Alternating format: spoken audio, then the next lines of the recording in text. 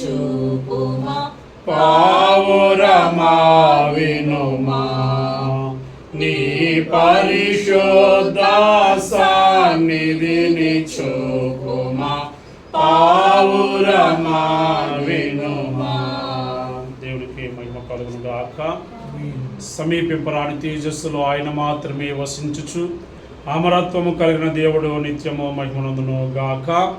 ప్రియమైన దేవుని పిల్లారా, మన ప్రభువు యేసుక్రీస్తు నామమున కృపా సమాధానములు మీకు మెండుగా కలుగును గాక. బలో యేసు మహారాజ్ కి జై, బలో యేసు మహారాజ్ కి జై, రాజుల రాజుకు జై, ప్రభుల ప్రభునకు జై, బలో యేసు మహారాజ్ కి జై. మరి ఈ యొక్క ఆదివారం దినమందు దేవుని పాద సన్నిధికి వచ్చుటకు దేవుడిచ్చిన ఈ యొక్క గొప్ప తరుణాన్ని బట్టి దేవునికి మహిమ కలుగును గాక. అలాగే ఎంతో మంది ఈ యొక్క దినాన్ని చూడలేని పరిస్థితుల్లో ఉన్నప్పటికీ మరి దేవుడు ఆయనను మనం స్తుతించినట్లుగా మరి ఈ సమయాన్ని మనకి ఇచ్చి ఉన్నారు. అందును బట్టి కూడా దేవునికి మహిమ కలుగును గాక. మరి నేటి కాలము మరి మేము ఆరాధన కొరకు సిద్ధపడుతూ ఉండగా ఒక అంశము మాకు మదికి వచ్చినది ఏమిటంటే లోబడకు శోధనకు. చెప్పండి, లోబడకు శోధనకు. నీకు కొద్దిగా సులువుగా ఉండాలంటే శోధనలో పడిపోకూడదు. శోధన రాదు అని బైబిల్ చెప్పదు, కానీ శోధన వచ్చినప్పుడు ఆ శోధనను బట్టి మీరు పాపము చేయవద్దు, సాతానుకు వాడి సైన్యానికి లోబడవద్దు అని తెలియచేస్తూ ఉన్నది. అయితే ప్రియమైన దేవుని పిల్లలారా, సాతానుడు శోధించేటప్పుడు ఏమేమి చెప్తాడు, ఏ విధంగా మనల్ని బలహీనపరుస్తాడు, ఏ విధంగా మనల్ని బలహీనపరచడానికి వాడు ప్రయత్నిస్తాడు. కొన్నిసార్లు దేవుడి కంటే నేనే బలవంతుడిని అని చూపించుకోవడానికి కూడా వాడు ప్రయత్నిస్తాడు. అలాగే ప్రియమైన దేవుని పిల్లలారా, ఎర్ర చూపుతాడంట. ఏం చేస్తాడంట? ఎర్ర చూపుతాడంట. ఆ యొక్క అవ్వమ్మతో సర్పం మాట్లాడినప్పుడు దేవుడు తినవద్దన్న పండు చూపునకు ఏ విధంగా ఉందంట? రమ్యముగా ఉన్నది. అదే ఒక రకమైన ఎర్ర చూపు. అయితే ప్రియమైన దేవుని పిల్లలు గమనించండి, మనము రాజులు 2వ గ్రంథము 18వ అధ్యాయము 18వ వచనం నుండి 37వ వచనం వరకు మనం చదివాము. ఇశ్రాయేలీలను రాజైన హిజ్కియా పరిపాలిస్తూ ఉన్నాడు. వారికి శత్రువులుగా ఉన్నారు ఈ యొక్క అష్షూరు రాజైన సన్హరీబు. అష్షూరు రాజైన చెప్పండి, సన్హరీబు. ఈ యొక్క అష్షూరు రాజైన సన్హరీబు ఏమంటున్నాడంటే ఎండ్ ఆఫ్ ద డే ఏమంటాడంటే, మీరు మాకు దాసులైపోండి, మీ జీవితాలు బాగుంటాయి అంటాడు. ప్రియమైన దేవుని పిల్లలు, అష్షూరు రాజైన ఈ యొక్క సన్హరీబు వాక్యంలో రాయబడిన మాట, బహు గొప్ప సైన్య సమూహాన్ని ఇశ్రాయేలు దేశం మీదకు పంపించాడు. ఆ యుద్ధానికి ముందు సన్హరీబు యొక్క దూతగా ఈ రబ్షాకే వచ్చాడు. సన్హరీబు యొక్క దూతగా ఈ రబ్షాకే వచ్చి సన్హరీబు యొక్క మాటలను ఈ యొక్క ఇశ్రాయేలు రాజైన హిజ్కియాకు, ఇశ్రాయేలులకు తెలియచేస్తూ ఉన్నాడు.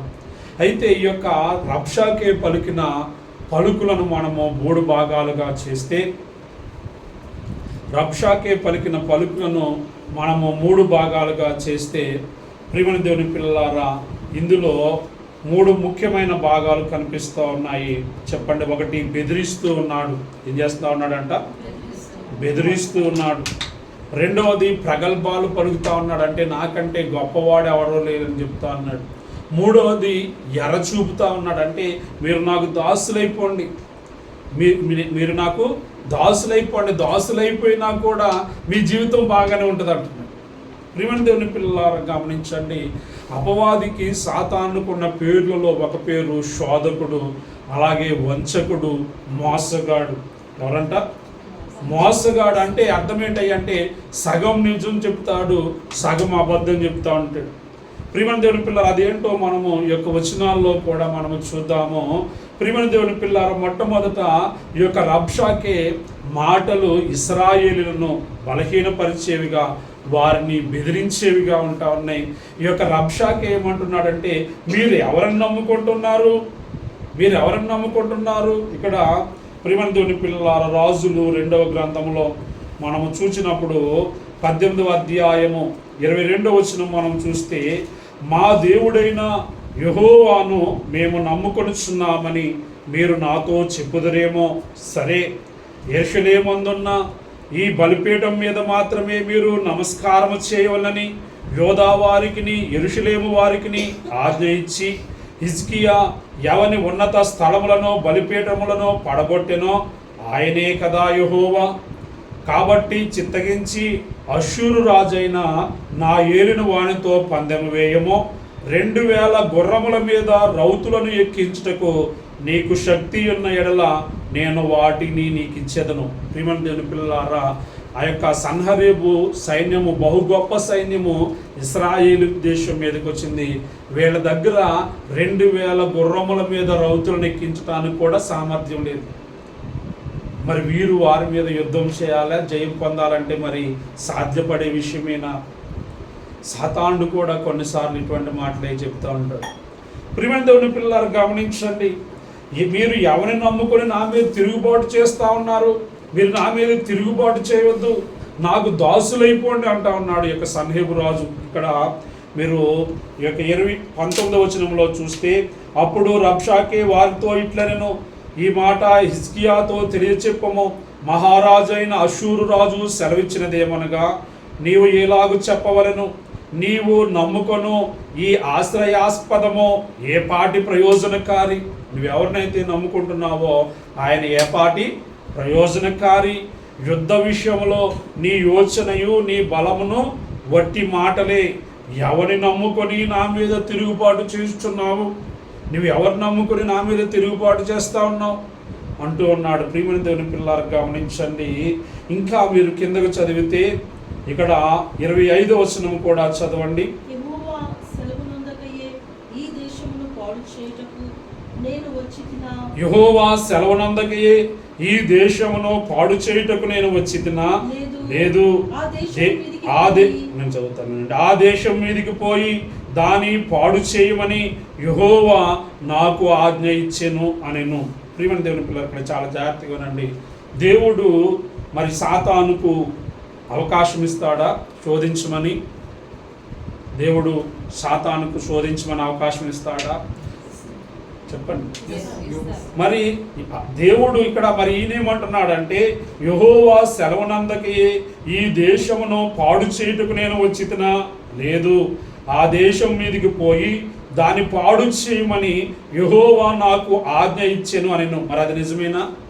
ఈ వచనము నిజమేనా? ప్రియమైన దేవుని పిల్లలారా, దేవుడు అపవాదికి అవకాశం ఇస్తాడు కానీ నాశనం చేయమని చెప్పడు. ప్రియమైన దేవుని పిల్లలారా, దేవుని వద్దకు సాతానుడు వచ్చాడు.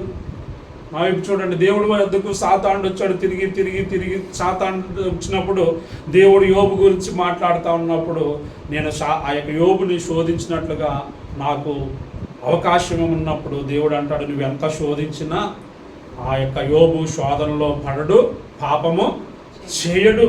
అంటే యోబు జయిస్తాడని దేవుడు అనుకున్నాడా? యోబు ఓడిపోతాడని దేవుడు అంటా ఉన్నాడా? ప్రియమైన దేవుని పిల్లలారా గమనించండి, శోధనలో మనము పడిపోవాలనేది దేవుని యొక్క ఉద్దేశం కాదు. యేసుక్రీస్తు ప్రభువు వారు కూడా శోధించబడ్డారు. ఆయన శోధించబడ్డాడు కానీ పాపము చేయలేదు. అలాగే మనము శోధనను జయించాలి, మనము జయిస్తాము అనే ఉద్దేశంతోనే దేవుడు ఆ యొక్క శోధనను మన మీదకి అలో చేస్తారు. మనము నాశనము కావాలి అనేది సాతాను యొక్క ఉద్దేశం. ప్రియమైన దేవుని పిల్లలు, మనము సాతాను యొక్క శిరస్సును చితికత్రొక్కాలని, శోధనను జయించాలి అనేది దేవుని యొక్క ఉద్దేశం. దైవజనులైన దేవదాసయ్య గారు చెప్పిన మాటల్లో ఒక మాట, సాతానుది దురుద్దేశము, దేవునిది సదుద్దేశం. ఈ సాతానుడు ఏమి చేస్తూ ఉంటాడంటే, మంచి మాటలు చెప్తున్నట్టే చెప్పి మోసపూరితమైన మాటలు, వాడి సొంత మాటలే దేవుని మాటలని కలిపి చెప్పేస్తూ ఉంటాడు. అందుకే సాతానుడు మంచి మాట చెప్పినా కూడా ఊరుకో అనాలంట. సైతాన్ ఎదిరింపు సూత్రాల్లో దైవజనులు దేవదాసయ్య గారు రాసిన సైతాన్ ఎదిరింపుల్లో ఒక ఎదిరింపది. ప్రియమైన దేవుని పిల్లలు గమనించండి, శోధన సమయమున విశ్వాసులు దేవుని మీద ఆధారపడాలి. అప్పుడే సాతాను యొక్క తంత్రములను గ్రహించగలుగుతారు. శోధన రాదు అని దేవుడు చెప్పట్లేదు. ఈ శోధన సమయంలో ఆ యొక్క సాతానుడు మనల్ని బెదిరిస్తాడంట. నువ్వు ప్రార్థన చేస్తున్నావు కానీ నీకు జవాబు రావట్లే, అంటూ ఉంటాడండి. ప్రియమైన దేవుని పిల్లలారా, దైవజనులు దేవదాసయ్య గారు రాసిన పద్యాల్లో కూడా ఒక పద్యము, దైవ భక్తాడికి దారిద్ర్యమప్పును కష్టాల కెరటాలు పొరలివచ్చును, ఎంత ప్రార్థించినా ఎక్కువ ఎగుగాని అలలెంత మాత్రము అనగకుండు. ప్రియమైన దేవుని పిల్లలారా, అయితే కష్టకాలమున కూడా ఇష్టముగానే ప్రార్థింప నలవాటు పడిన ఎడల ఆత్మకెంతయో బలము జయంబు కీర్తి, అప్పుడు అపవాది దయ్యములు తప్పుకొని. ప్రియమైన దేవుని పిల్లలారా, కష్టకాలమున కూడా ఇష్టముగా ప్రార్థన చేయటం అలవాటు చేసుకోవాలి. యోబు మీదకి శ్రమ వచ్చినప్పుడు ఆ యొక్క సాతాను రూపంలో యోబు భార్య వచ్చి అంటది, నీవు దేవుని దూషించి మరణము కమ్ము. ప్రియమైన దేవుని పిల్లల శోధన సమయంలో ఎవరెవరో ఎన్నో మాటలు చెప్తూ ఉండవచ్చు, ఎన్నో ఇది చేయండి అది చేయండి అని చెప్తూ ఉండవచ్చు. కానీ మనము వాటన్నిటినీ చేయకూడదు, కానీ దేవుని మీద ఆధారపడాలి. ఏం చేయాలంట? దేవుని మీద ఆధారపడాలి. ప్రియమైన దేవుని పిల్లలారా, శోధన ఎందుకు వస్తుంది అంటే దైవజనులు దేవదాసయ్య గారు చెప్పిన మాట, మనము ఇంకా ఎక్కువగా ప్రార్థన చేయటం, ఇంకా ఎక్కువగా ప్రార్థన చేయుటకు, మన విశ్వాసమును వృద్ధి చేసుకొనుటకు, దైవ జ్ఞానమును వృద్ధి చేసుకొనుటకు, దైవ బలమును వృద్ధి చేసుకొనుటకు, దైవ సహవాసమును వృద్ధి చేసుకొనుటకు. ప్రియమైన దేవుని పిల్లలారా, వాక్యంలో ఒక మాట ఉంటుంది, ప్రభు యొక్క మహాశక్తిని బట్టి బలవంతులయ్యుండు. ప్రియమైన దేవుని పిల్లలారా, మన శక్తిని బట్టి, మన జ్ఞానాన్ని బట్టి, మన యొక్క సామర్థ్యాన్ని బట్టి మనము శోధనను జయించలేకపోవచ్చు, కానీ ఆ శోధన కాలంలో మనము దేవునికి ప్రార్థన చేయాలి, దైవ శక్తి చేత నింపబడాలి. ఈ యొక్క రబ్షాకే చేసిన పనుల్లో ఒక పని ఏంటంటే బెదిరిస్తూ ఉన్నాడు. ఇశ్రాయేలుతో అంటున్నాడు, మీ రాజు మీ చేతిలో నుండి, నా చేతిలో నుండి మిమ్మల్ని విడిపించలేడు. ఇశ్రాయేలుతో అంటున్నాడు, మీ దేవుడు నా చేతుల్లో నుండి మిమ్మల్ని విడిపించలేడు, మీరు బలహీనులు. ఏమంటున్నాడు? మీరు బలహీనులు. ప్రియమైన దేవుని పిల్లలారా, అపోస్తులైన పౌలు గారు అంటాడు, నన్ను నేను చూసుకున్నప్పుడు నేను బలహీనునే, కానీ దేవా నిన్ను బట్టి నేను చెప్పండి బలవంతుడను. ప్రియమైన దేవుని పిల్లలారా, కాబట్టి మనము ఎప్పుడూ కూడా సాతాను మాటలు వినకూడదంట. అందుకే ప్రియమైన దేవుని పిల్లలారా, ఇశ్రాయేలులను భయపెట్టుటకు మోసపూరితమైన మాటలు పలుకుతా ఉన్నాడు ఆ రబ్షాకే వలె విశ్వాసులను కూడా శోధించటానికి ఆ యొక్క సాతానుడు ఆయా దూతలైన వారిని ఏర్పాటు చేసుకుంటూ ఉంటాడు. ప్రియమైన దేవుని పిల్లలారా, మన యొక్క విశ్వాసము పరీక్షించబడాలంట. శోధనలో మనము ఓడిపోకూడదు, కానీ శోధనలో మనము జయమును పొందాలి.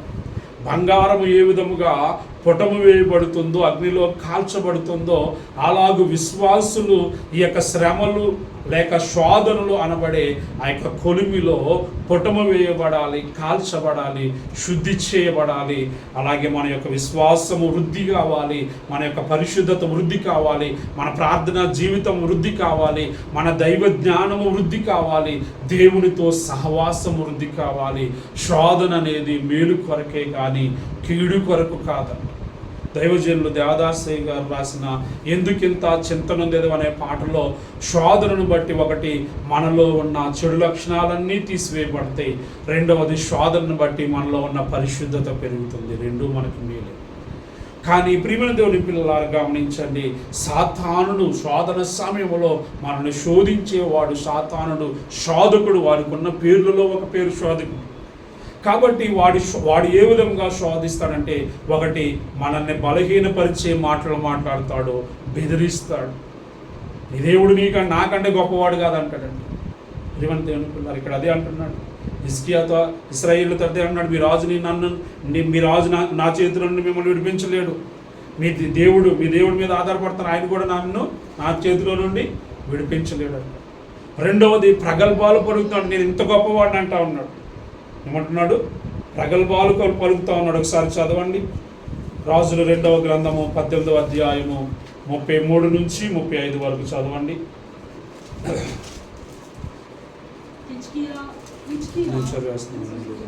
హిజ్కియా మీకు బోధించు మాటలు వినవద్దు.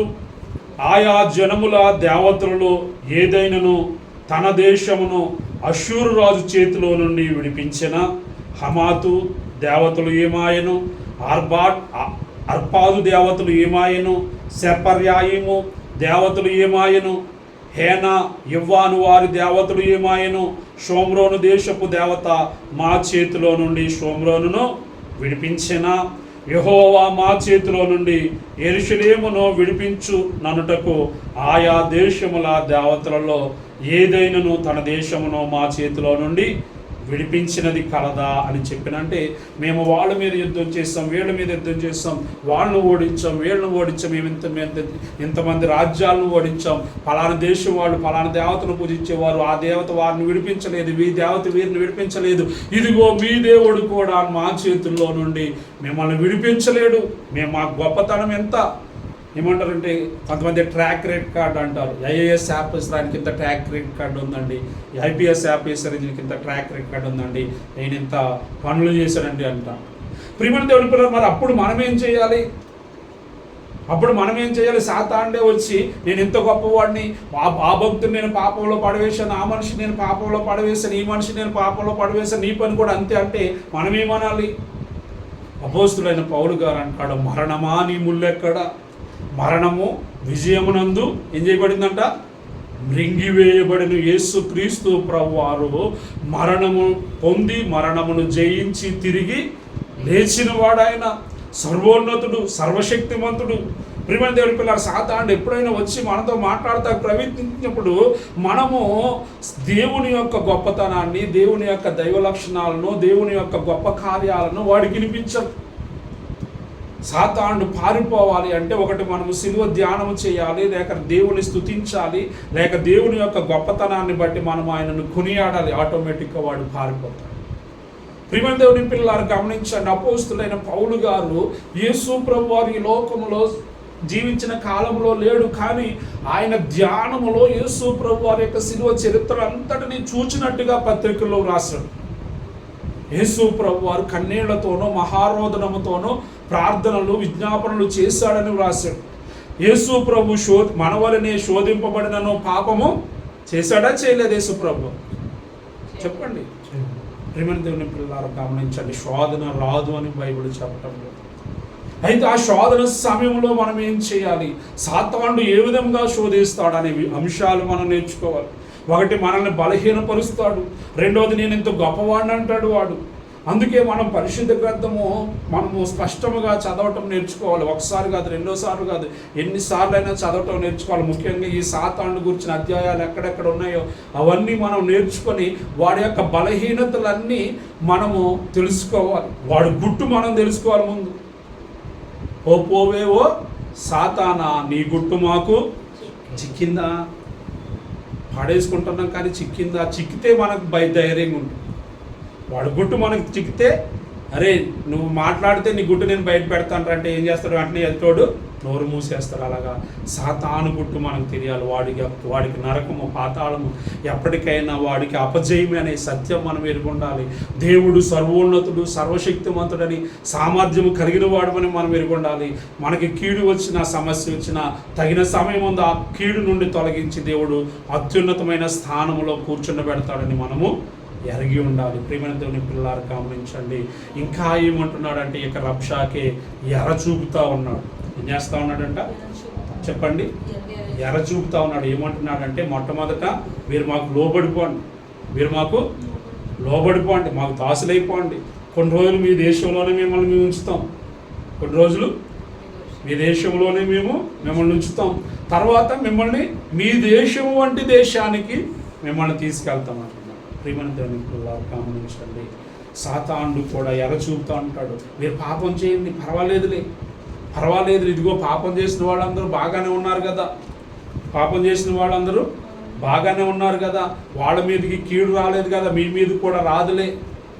ఇంతమంది పాపం చేస్తూ ఉన్నారు, ఇంతమంది చెడు మార్గంలో సంపాదిస్తూ ఉన్నారు, మీరు సంపాదిస్తే ఏమవుతుందిలే అంటూ ఉంటాడు.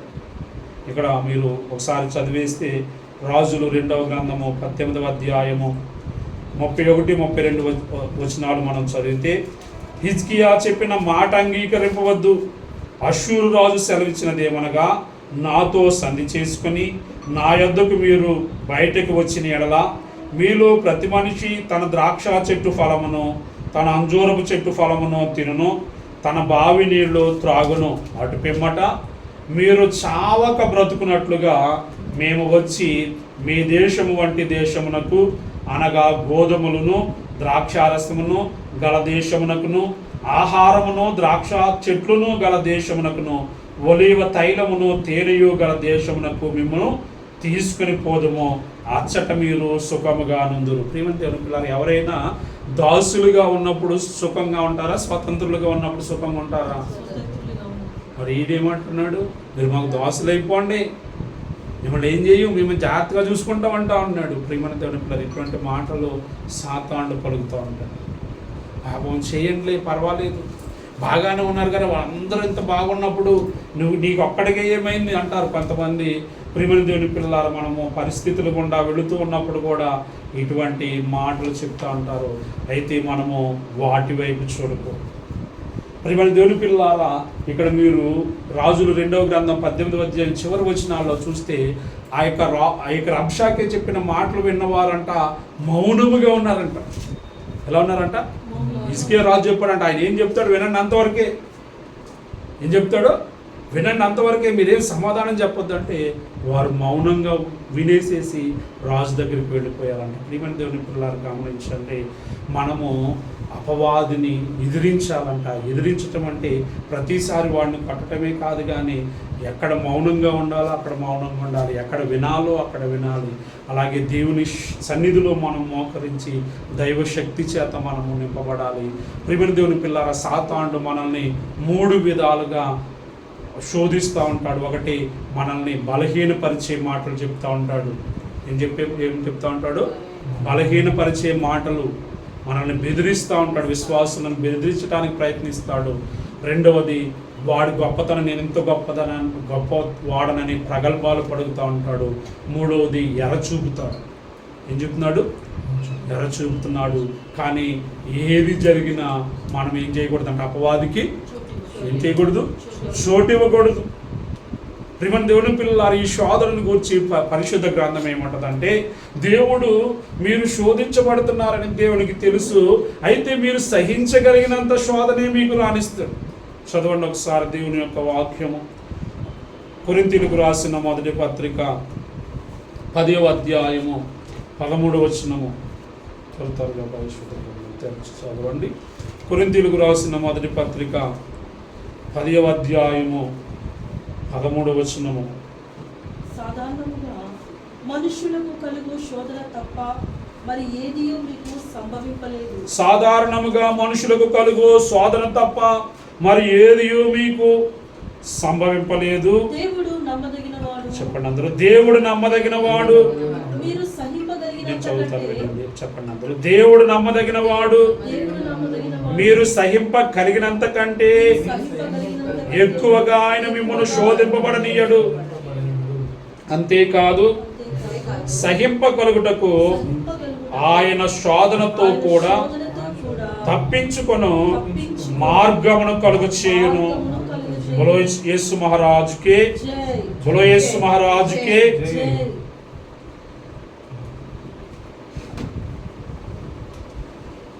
ఇక్కడ రాయబడిన కొన్ని మాటలు చూడండి. ఒక మాట, సాధారణముగా మనుషులకు కలుగు శోధన తప్ప మరి ఏదియూ మీకు సంభవింపలేదు. మొట్టమొదటి మాట, మనకే కాదంట, భక్తులైన వారు కూడా శోధనలు ఉన్నాయి. కానీ వారు శోధనలో అనేకులు పడిపోలేదు, కానీ శోధనను జయించారు. అలాగే ప్రియమైన దేవుని పిల్లలారు గమనించండి, ఇక్కడ రాయబడిన మాట, మనము సహింపగలిగినంత శోధనే దేవుడు మన మీదకి రాణిస్తాడు. అలాగే మూడవ మాట, ఆ యొక్క శోధనతో పాటు ఆ శోధనను తప్పించుకునే మార్గమును కూడా ఆయన తెలియచేస్తాడు. కాబట్టి ఈ సంగతిని మనం గ్రహించాలి. శోధన సమయంలో, దేవా ఈ శోధనను జయించు శక్తిని నాకు దయచేయు. దైవజనులు దేవదాసయ్య గారు ఒక పాటలో రాసిన మాట, పాపాలను గెలిచిన ప్రభు యేసుని అడిగిన పాపాలను ఓడించు శక్తిని మీకు ఇచ్చు. అలాగే శోధనను యేసు ప్రభు వారు జయించారు కనుక శోధనను జయించే శక్తిని మాకు దయచేయమని ప్రార్థన చేయాలి. పాపమును శాపమును ఒకసారి పాడండి.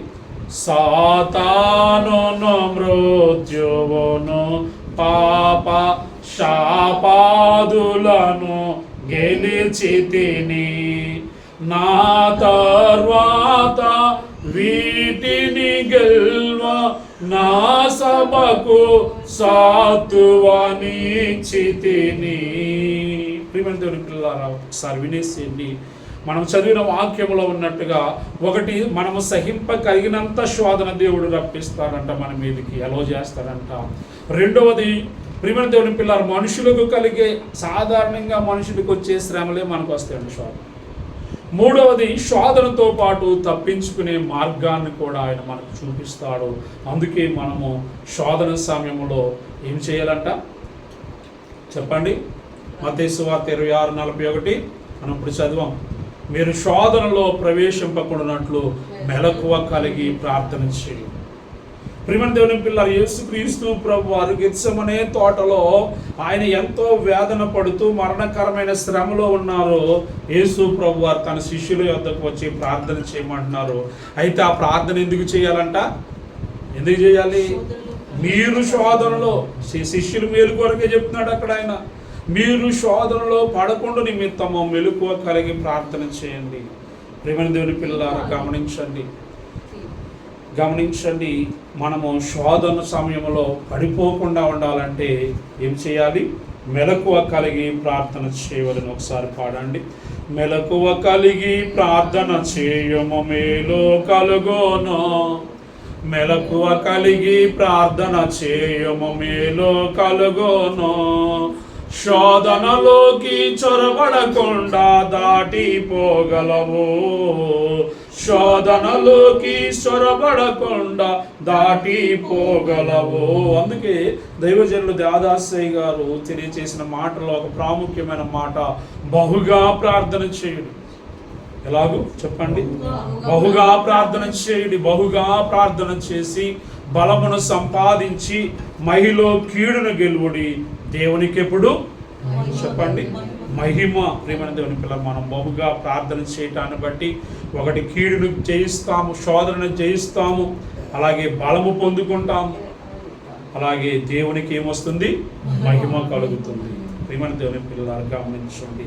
అలాగే మనం చదివాం యాకోబు పత్రిక 4:7 అపవాదిని ఎదిరించుడి. దానికంటే ముందు ఇంకో మాట ఉంటుంది, దేవునికి లోబడి.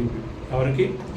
ప్రియమైన దేవుని పిల్లల, ఆ యొక్క హిజ్కియా రాజు మీద తర్వాత అధ్యాయం అంతా తర్వాత మీరు చదివితే, వారు రాజుతో యుద్ధం చేయాల, దేవుని వద్దకు వెళ్ళారు, దేవుని పాదాల మీద పడ్డారు, వస్త్రములు చింపుకున్నారు, ఉపవాస ప్రార్థనలు చేశారు. దేవుడే వారి పక్షాన యుద్ధము చేసి దేవుడు వారికి జయాన్ని ఇచ్చారు. మీరు అది సంగతి ఎలాగా మీకు తెలియాలంటే, ఎంత ఆశ్చర్యకరమైన రీతిలో దేవుడు వారికి విజయం ఇచ్చాడో తెలియాలంటే ఆ యొక్క 18-19 అధ్యాయాలు మీరు చదవాలి. ప్రియమైన దేవుని పిల్లలు గమనించండి. అపవాదిని ఎదిరించడం అంటే, మనము అపవాదిని ఎదిరించే విషయాలు ఎన్నో ఉన్నాయి. అందులో ఒక మార్గం ఏంటంటే, శోధన జయించడానికి మనం ఆచరించవలసిన మార్గాల్లో ఒక మార్గం ఏంటంటే మెలకువ కలిగి ప్రార్థించడం. ఎలాగూ మెలకువ కలిగి ప్రార్థించేది. అక్కడ హిజ్కియా పాటించింది అదే. సైతాను ఎదిరింపు స్తోత్రాలు అనబడే ఆ గ్రంథాన్ని మనము చాలా భక్తితో మనము నేర్చుకుని, ఆ యొక్క ఒక్కొక్క స్తోత్రము ఒక్కొక్క బాణము వలె మనము సాతాను మీద వేయాలి. సాతాను శోధించు సమయాలు అతనికి సలుపు బాణపు పోట్లకు అనబడే కార్యము మన జీవితాల్లో నెరవేర్చబడాలంటే మనము దైవ సన్నిధి చేయాలి, దేవుని వైపు చూడాలి. దేవా, వాడు ఈ బాణం వేశాడు, ఆ బాణము తిరిగి వెళ్ళి వాడికే గుచ్చుకునేటట్లుగా చేయమని ప్రార్థన చేయాలి. ప్రియమైన దేవుని పిల్లలు గమనించండి. నేను ఇందాక కూడా మేము హిందీలో చేస్తాం అన్నప్పుడు చాలా సంతోషం, కానీ దాన్ని సంపూర్తి చేయాలి, దేవుని సహాయం కోరాలి. అలాగే మనం వాడాలి. ఆ యొక్క యుద్ధానికి వెళ్ళే సైనికుడు ఏ విధంగా ఆ యొక్క తుపాకీ కాల్చడం నేర్చుకుంటాడో, పూర్వకాలంలో అయితే బాణాలు వేయటం నేర్చుకుంటారో, అలాగూ మనము ఏ సూత్రం ఏ సమయంలో వాడాలి. లెక్కలు చేసేవాడికి ఏ సూత్రం ఏ సమయంలో వాడాలో తెలియాలి, సూత్రాలు తెలియాలి. ఆ సూత్రాలు ఏ సమయంలో ఎక్కడ వాడాలో తెలియాలి. అలాగే భక్తులైన వారికి, విశ్వాసులైన వారికి సాతానుని ఎలాగూ జయించాలో తెలియాలి. అపోస్తులైన పౌలు గారు అంటాడు, సాతాను యొక్క తంత్రములను మనము ఎరుగని వారము కాదు. అంటే ఆ యొక్క కొరింథీ సంఘానికి తెలుసు, అపోస్తులైన పౌలు గారికి తెలుసు. మరి నేడు మనకు తెలుస్తున్నాయా? మనం అర్థం చేసుకోగలుగుతున్నామా? సాతానుడు ఏదో ఎన్నో రీతులుగా మన నాడు శోధించటానికి, బలహీనపరచడానికి వాడు ప్రయత్నిస్తూ ఉంటాడు. ఏ విధముగా వాడు వచ్చినా వాడిని జయించాలి. అందుకే వాడు గుట్టంతా మనకు తెలిసి ఉన్నాడు. ప్రియమైన దేవుని పిల్లలు గమనించండి, ఒకటి తప్పించుకునే మార్గాన్ని దేవుడు ఇస్తారు. శోధనను మనము శోధన సమయంలో అపవాదిని ఏం చేయాలి? ఎదిరించాలి. వాడిని ఎదిరించడం కొరకు మనము దేవుడికి చెప్పండి లోబడి ఉండాలి. ప్రియమైన దేవుని పిల్లలు గమనించండి. అలాగే మత్తయి 26:41 ఉన్నట్టుగా మనం ఏం చేయాలా? మెలకువ కలిగి ప్రార్థించి ఇలాగూ చెప్పండి, మెలకువ కలిగి ప్రార్థన చేయాలి. అలాగే దేవుని యొక్క వాక్యం చదువుదాం. ఒకసారి చదవండి. ద్వితీయోపదేశ కాండము 31వ అధ్యాయము 6వ వచనం.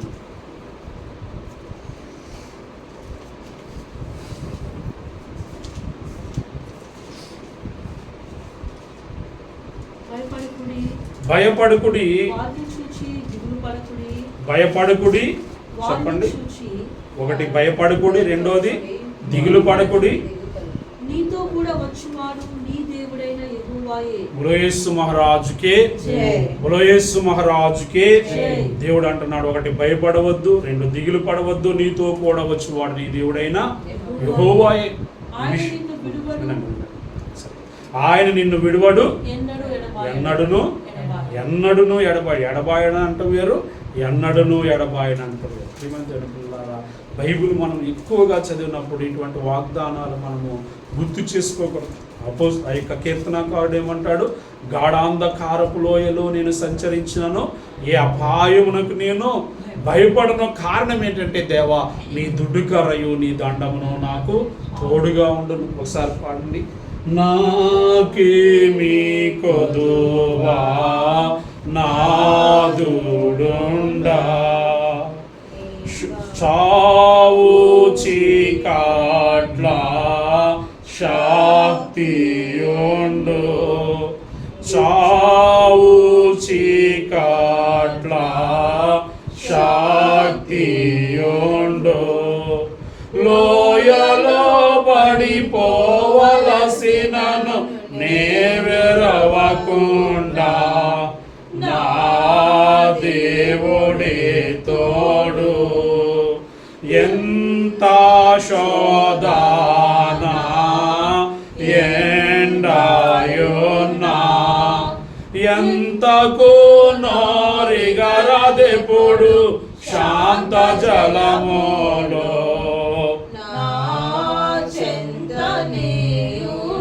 రాయబడి రెండు మాటలు చూడండి. ఎంత శోధన ఎండ ఉన్నా ఎంతకు నోరెగరదెప్పుడు కారణం ఏంటంటే శాంత జలములు నా చెంతనే ఉండును. అలాగే చావు చీకట్ల శక్తియుండు, లోయలో పడిపోవలసినను నేను భయపడను. కారణం ఏంటంటే నా దేవుడే నాకు తోడు. దేవుడేమంటున్నాడు? నేను నిన్ను విడువను, ఎన్నడునూ ఎడబాయను. భయపడకుము, దిగులు పడకుము, నీకు తోడైయుంటిని, నీ మనవిని ఆలించియుంటిని,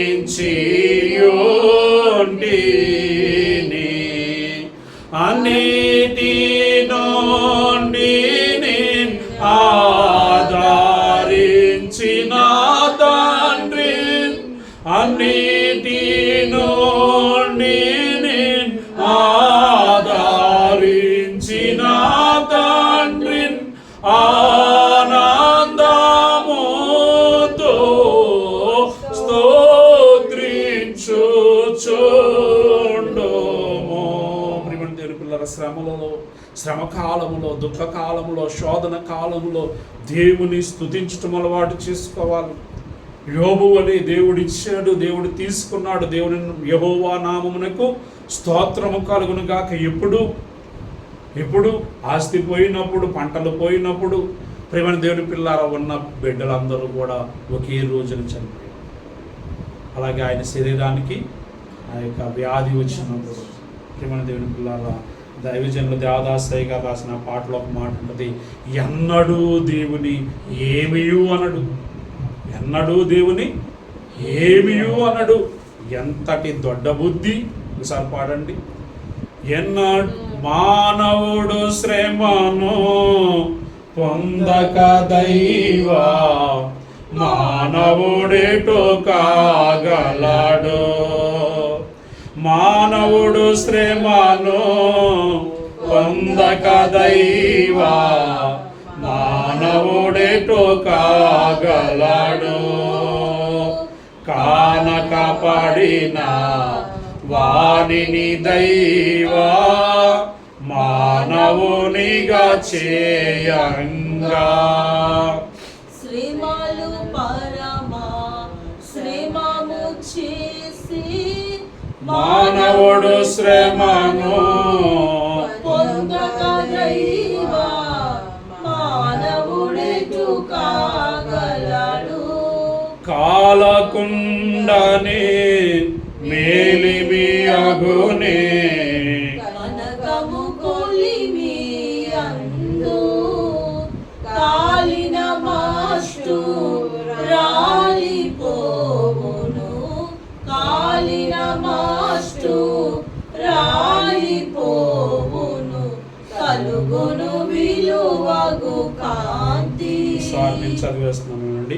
పశువులు భాగ్యము బిడ్డలు పోయి నష్టము కలిగిన గాని అసువులు ఊడిన విసుగుపడినే యశము గణింపడే యోబు సనగకెప్పుడు సంతోషింపము. అలాగే ఎన్ని శపించినా తన జన్మమునే తననే శపించెను గాని ఎన్నడూ దేవుని ఏమియు అనడు. ఎంతటి దొడ్డ బుద్ధి కలిగి జీవింపు మీకు. అంటే ఈ చరిత్రలన్నీ మనము యోబు గ్రంథం కానీ ఇవన్నీ ఎందుకు చదవాలి అంటే మనము వారి జీవితాలను మనము చదువుతూ మనం బుద్ధి తెచ్చుకోవాలి. బుద్ధి తెచ్చుకోవడం అనేది మంచి విషయమే, చెడ్డ విషయమేం కాదు. కానీ బుద్ధి తెచ్చుకోవడం అంటే మనకు తెలియని విషయాన్ని తెలుసుకోవడం. ఈ యొక్క 40 రోజులు యేసుక్రీస్తు ప్రభు వారి యొక్క శిలువ శ్రమలను మనం ఎందుకు ధ్యానం చేయాలి, ఎందుకు మనము స్మరణ చేయాలంటే యేసుక్రీస్తు ప్రభు వారు ఎంతగా శ్రమపరచబడ్డారో, ఎంతగా దుఃఖించారో, ఎంతగా వేదన పడ్డారో, ఎంతగా బాధపడ్డారో మనకి ఇవన్నీ తెలుస్తాయి, అన్నీ కనపడతాయి. ఆయన మన మీద ఎంత ప్రేమ చూపారో తెలుస్తుంది. అలాగే ఆయన మరణించినప్పటికీ మరణమును జయించి తిరిగి లేచాడు. మనల్ని కూడా లేపగలిగిన శక్తి సామర్థ్యము కలిగిన వాడు. కాబట్టి మనము దేనికి భయపడవలసిన అవసరం లేదనబడి ధైర్యం మనకు వస్తుంది. దావీదు గారు శ్రమలో ఉన్నప్పుడు అంట ధ్యానం చేస్తూ ఉంటే ప్రభు యొక్క శిలువ కనపడేది. ప్రభు యొక్క శిలువను చూస్తూ ఆయన శ్రమను మర్చిపోయేవాడు. ప్రియమైన దేవుని పిల్లలారా గమనించండి. శోధన సమయంలో మనం చేయవలసిన మరి ఒక పని దేవుని యొక్క వాక్యమును ఎక్కువగా చదువు. దేవుని యొక్క వాక్యమును ఎక్కువగా చదువుట. ఒకసారి చదవండి. కీర్తన గ్రంథము 119వ అధ్యాయము 11వ వచనం. కీర్తన గ్రంథము 119వ అధ్యాయము 11వ వచనం.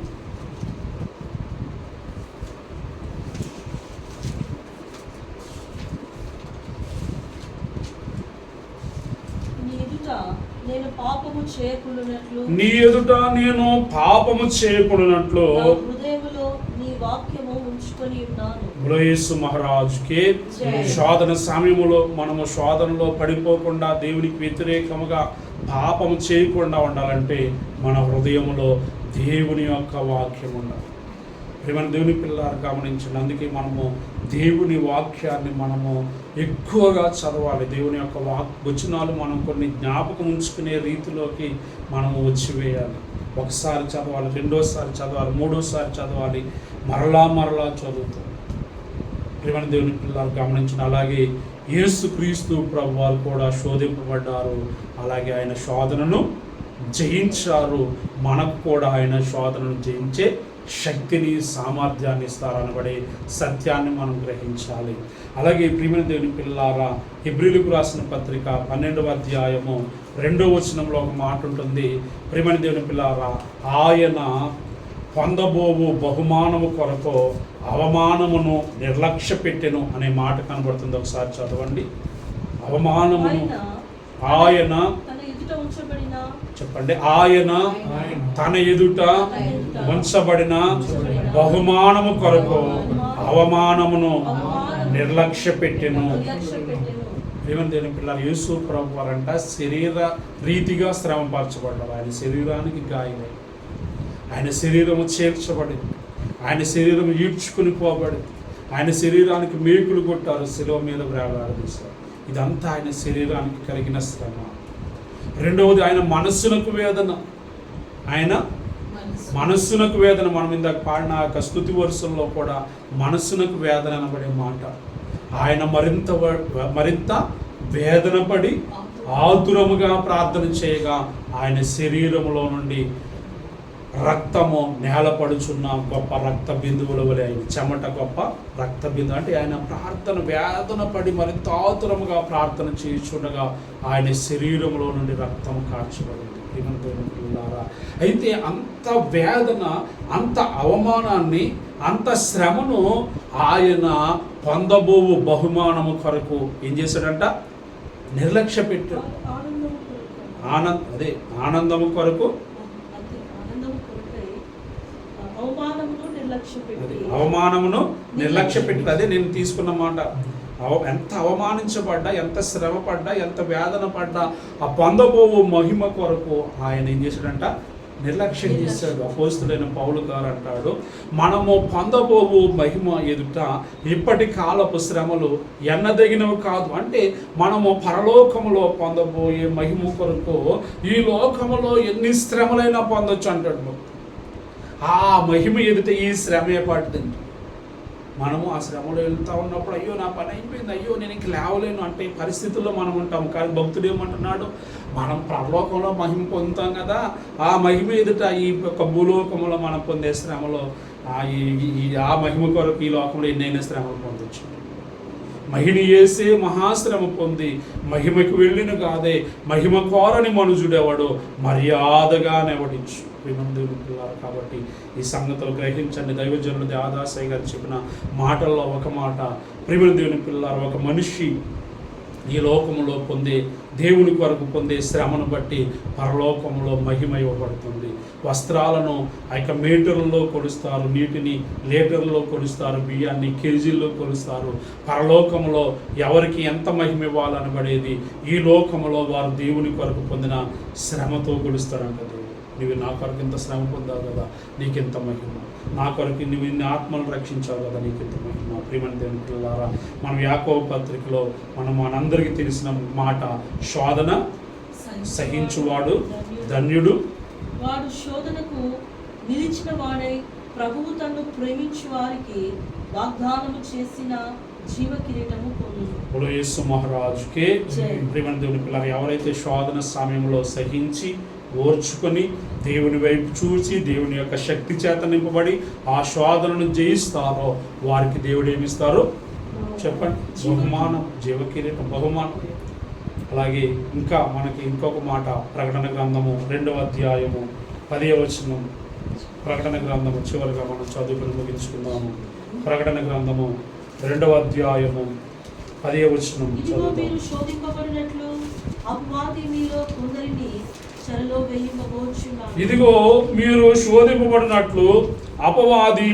కొందరిని చెరలో వేయింపబోచున్నాడు. చెప్పండి, 10 దినములు శ్రమ కలుగును.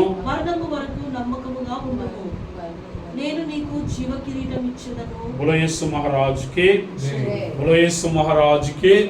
ఇక్కడ ఈ యొక్క స్మరణ సంఘం మీద దేవుడు ఒక్క నేరం మీద మోపలేదు. 7 సంఘాల్లో మనం చూస్తే 2 సంఘాల్లో దేవుడు నేరాలు మోపల. ఈ యొక్క ఎఫెసీ సంఘంతో మనం చూసినప్పుడు నీ మీద నేను ఒక తప్పు మోపాల్సిందంటే, నీ మీద నేను ఒక తప్పు మోపాల్సింది. ఈ స్మరణ సంఘంతో నువ్వు విశ్వాసంలో బాగున్నావు, పరిశుద్ధంగా ఉన్నావు, నా మీద ఆధారపడుతున్నావు, అంతా బాగుంది, అంతా బాగుంది, అంతా బాగుంది అని చెప్పి చివరిలో ఏమంటున్నాడు? నీకు శ్రమ కలుగును, నువ్వు శోధించబడినట్లు నిన్ను సాతానుడు చెరసాల్లో వేయిస్తాడు. 10 దినములు శ్రమ. ఎన్ని రోజులు? 10 దినాల శ్రమ. అంటే ఇశ్రాయేలులైన వారు ఆ కాలంలో ఆది క్రైస్తవ సంఘంలోని భక్తులైన వారిని రోమా చక్రవర్తులు ఒకరి తర్వాత ఒకరు పోటీ పడి 10 మంది రాజులు వారిని శ్రమ పెట్టారు. 10 మంది రాజులు, డొమిషియస్ అనబడే చక్రవర్తి ఒకడు వారు. దేవుని పిల్లలారు గమనించండి, 10 మంది రాజులు ఆ కాలంలో ఆది క్రైస్తవ సంఘం అంతా కూడా అణిచివేయబడాలి, క్రైస్తవుడు అనేవాడే ఉండకూడదు అనే ఆ యొక్క ధ్యేయం ప్రియమైన దేవుని పిల్లలు, ఆ కాలంలో ఉన్న భక్తులు శ్రమలకు ఎదురు వెళ్ళారు. ఎంత శ్రమ వచ్చినా, ఎంత శోధన వచ్చినా వారు శోధనకు భయపడలేదు. ఒక థియేటర్ కట్టి ఆ థియేటర్ చుట్టూ అన్యులైన వారు కూర్చుని మధ్యలోకి క్రైస్తవులను విడిచిపెట్టి వారి మీద సింహాలను విడిచిపెట్టేవారు. మరికొంతమంది క్రైస్తవులను అక్కడ కూర్చోబెట్టి చూపించేవారు. చూస్తున్నారు కదా వాళ్ళు ఎలా చంపించబడుతున్నారో, మీరు కూడా క్రీస్తు ప్రభువారిని విడిచిపెట్టకపోతే మిమ్మల్ని కూడా చంపేస్తామంటే వాళ్ళందరూ పర్వాలేదు, మేము క్రీస్తు కొరకు చనిపోవటానికైనా సిద్ధమే, కానీ క్రీస్తుని మేము విడిచిపెట్టాం. ప్రియమైన దేవుని పిల్లలారా, మనము ఆ యొక్క 10 దినములు శోధన అంటే 10 దినములు శ్రమ అంటే వారికి వచ్చిన శ్రమలు, మనం ఆది క్రైస్తవ సంఘం మీదకి ఎటువంటి శ్రమలు వచ్చినాయి. ప్రియమైన దేవుని పిల్లలారా గమనించండి, మరి మన పరిస్థితి ఎలా ఉన్నది? మన విశ్వాసులమే, భక్తులమే దేవుడిని ఆరాధిస్తూ ఉన్నాం, కానీ మనము ఎలాగో ఆరాధిస్తున్నాం? మన యొక్క విశ్వాసం ఎలాగున్నది? మన యొక్క విశ్వాసం అగ్నిలో పుటము వేయబడి ఆ యొక్క అగ్నిలో నుండి తీయబడి విశ్వాసము ఆ యొక్క కళగా వెలుగు రీతిగా ఉన్నదా లేదా అనేది మనము పరిశీలన చేసుకోవాలి. ఈ యొక్క కడవరి దినాల్లో, అంత్య దినాల్లో మనమున్నాం. యేసుక్రీస్తు ప్రభువారి యొక్క 2వ రాకడ అతి సమీపముగా ఉన్న దినాల్లో మనమున్నాం. యేసు ప్రభువారి యొక్క రాకడ సమీప దినాల్లో శ్రమలు క్రైస్తవ సంఘం మీదకి వస్తాయని వాక్యమే చెప్తా ఉంది. శోధన వస్తుందని వాక్యం చెప్తా ఉంది. అక్రమం విస్తరించడం చేత అనేకుల ప్రేమ చల్లారననేది కూడా వాక్యం చెప్తా ఉంది. కాబట్టి శోధన సమయంలో మనము ఆ శోధన వైపు చూడకూడదు. శోధించే శోధకుడైన సాతానుడి వైపు చూడకూడదు. దేవుని వైపు చూడటం మనం అలవాటు చేసుకోవాలి. యేసు వైపు చూచుచనబడే మాట మనకు కనబడుతుంది. మనం చదివిన ఆ యొక్క హెబ్రీయులకు రాసిన 12వ అధ్యాయం మొదటి 2 వచనాల్లోనే యేసు వైపు చూచుచు మనము ఈ యొక్క 40 దినములు యేసు క్రీస్తు ప్రభు వారి యొక్క సినిమాను మనము ఒక సినిమా లాగా చూచేయాలి. ప్రియమైన దేవుని పిల్లలు, ఒక రోజు మోకరించి యేసు ప్రభు వారి యొక్క గెత్సెమనే తోటలో పొందిన శ్రమలన్నిటినీ ధ్యానం చేయాలి. జాగ్రత్తగా వినండి, యేసు ప్రభు వారి యొక్క శ్రమలన్నిటినీ ధ్యానం చేయాలి. మనం పాడినట్టుగా ఆ యొక్క పాట చరణాన్ని పాడుతూ ప్రభు మోకరించి ప్రార్థించిన ఆ సన్నివేశాన్ని చూడగలరు. ప్రియమైన దేవుని పిల్లలు గమనించండి, యేసు వైపు చూడటం అంటే అది ఆయన మరణకారం, ఆయన మరణము పొందనై ఉన్నాడు తెల్లవారితే, కానీ రాత్రికాల సమయంలో ఏం చేస్తాడంట? ఎవరి కొరకు? తిరుగుబాటు చేసిన వారిని గురించి ఆయన విజ్ఞాపన ప్రార్థన చేశాడు అంట. భక్తులు ఏమన్నారంటే, నా కొరకు, నీ కొరకు ప్రభు శిలువ మీద ఆ యొక్క గెత్సెమనే తోటలో ప్రార్థన చేశాడు. శిలువ మీద కూడా మన కొరకే ప్రార్థన చేస్తాడు, అవునా కాదు? ప్రియమైన దేవుని పిల్లలు గమనించండి, యేసు ప్రభువే మనకు మాదిరి చూపించి వెళ్ళాడు. ఆయన శోధించబడ్డాడు, శోధనను జయించాడు, సహించాడు, ఓర్చుకున్నాడు, జయించాడు. నేను దేవుని కుమారుని, నేను శోధించబడటం ఏంటి అనలేదు. సాతాన వెనకకు పోమంటే ఆయన శోధించకుండా వాడు పారిపోవాలి. ప్రియమైన దేవుని పిల్లలు గమనించండి, మనం ఎటువంటి సమస్యలు గుండా వెళ్తా ఉన్నా, ఎటువంటి శోధన గుండా వెళ్తా ఉన్నా, ఆ శోధన సమయంలో మనము దేవునికి ఇంకా ఎక్కువగా ప్రార్థన చేయాలి. ఆ శోధన సమయంలో మనం దేవుని యొక్క వాక్యాన్ని ఇంకా ఎక్కువగా చదవాలి. ఆ శోధన సమయంలో దేవునితో ఇంకా ఎక్కువ సహవాసం చేయాలంట. దైవ జ్ఞానాన్ని వృద్ధి చేసుకోవాలంట. ఆ యొక్క ఆత్మ సంబంధమైన విశ్వాసం వృద్ధి చేసుకోవాలి. అలాగే ప్రియమైన దేవుని పిల్లలు, మీకు 7 మాటలు చెప్పాను. 1, దేవుడు శోధనతో పాటు తప్పించుకునే మార్గాన్ని తెలియజేస్తాడు. ఆ తప్పించుకునే మార్గం ఆయన తెలియచేయనట్లుగా మనము ఆయన యొద్దకు రావాలి. అలాగే యేసు ప్రభు వారు ఏ విధముగా శోధన సహించి ఓర్చుకొని జయించాడో మనకు కూడా ఆయన జయమునిస్తారు. కీడు కేవలముగా కంప్లీట్ చేస్తారా? కీడు చెప్పేశారు, ఆ కీడు చాటున ప్రభు దాచి ఉంచిన మేలు పొందకుండా ఉంటాడు. ప్రియమైన దేవుని పిల్లలారా, అద్భుత కుమారయ్య గారు ఎప్పుడో ఒక విషయం చెప్తూ ఉంటారు. ఇశ్రాయేలుకు ఆ ఎర్ర సముద్రం అడ్డుగా వచ్చింది.